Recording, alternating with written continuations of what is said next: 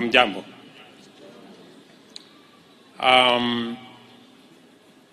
This year's edition of the Agricultural Show of Kenya's Nairobi International Trade Fair is special because it provides us with a virtual opportunity, and a vital one at that, to have a conversation on a broad variety of subjects which define our bottom-up economic transformation agenda.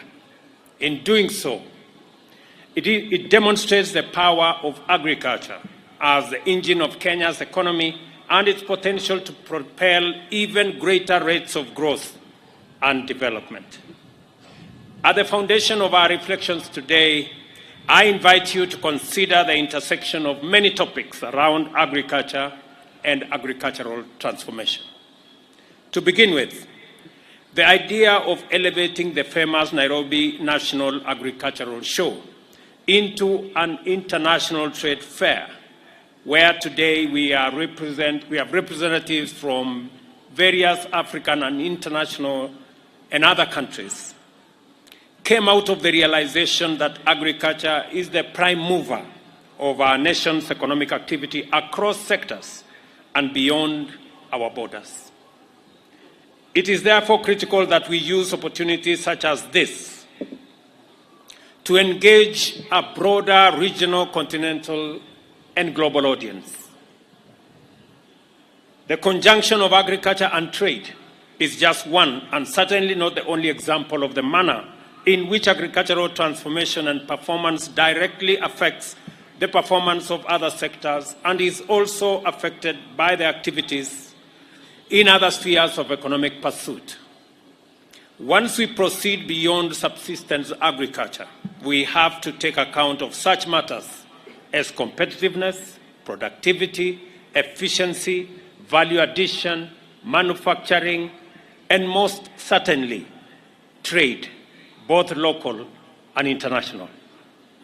This matter means that we must also give consideration to linkages, both forwards and backwards, between agriculture and industrialization, trade and services sector, as well as the powerful connection between agricultural performance and the most critical challenge we confront today, the cost of living, the subject of poverty, trade deficit, and of course, the big influence agriculture has on unemployment.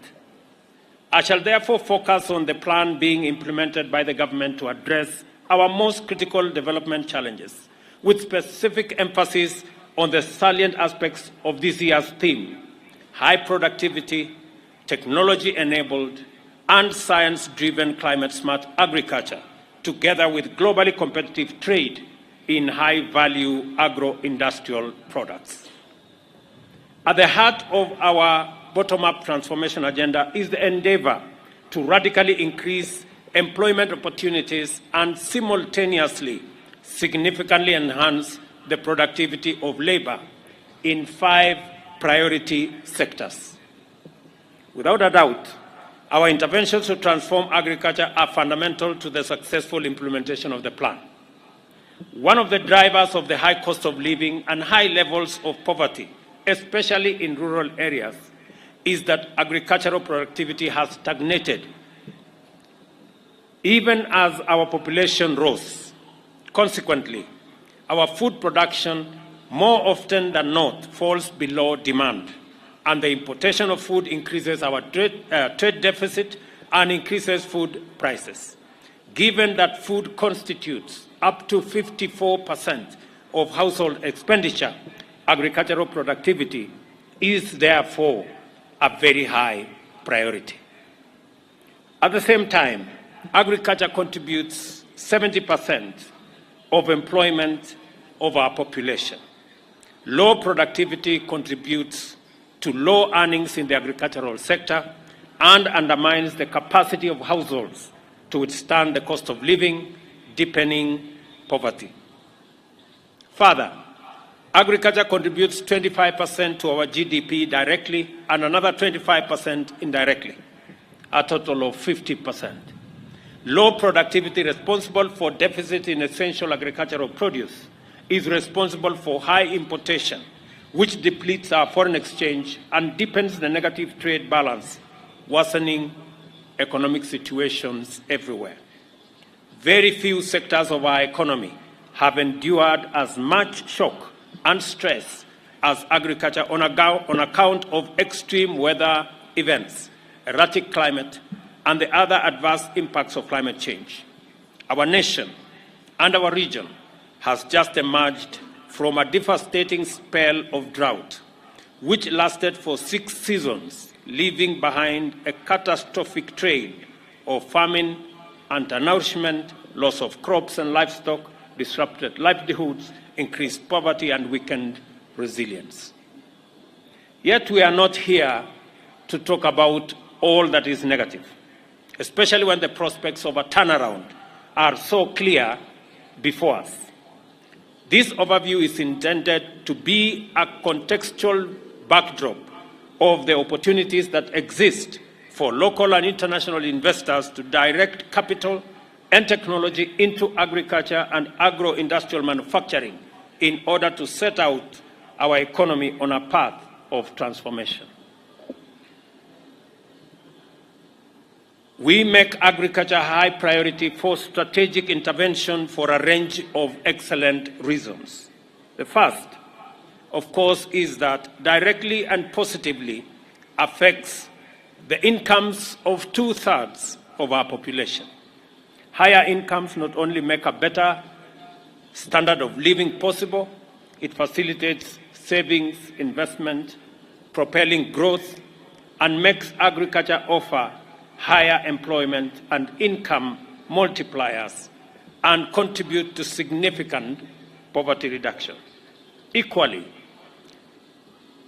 critical is that such intervention, and intentional intervention at that, addresses the cost of living, especially for the poor who spend up to 60% on food, as well as households in general, for whom food contributes, as I said earlier, 54% of their expenditure.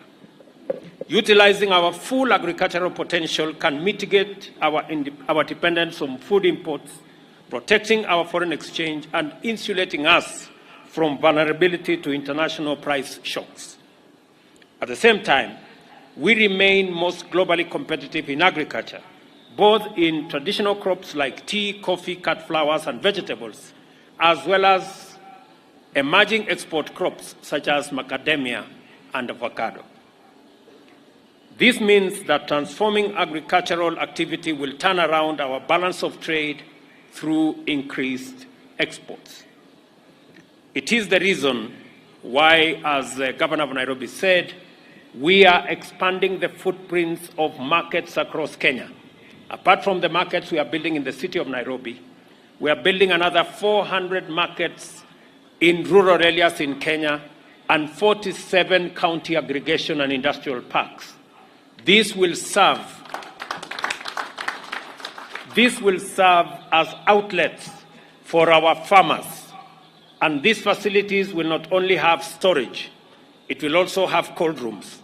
It will also have value addition infrastructure.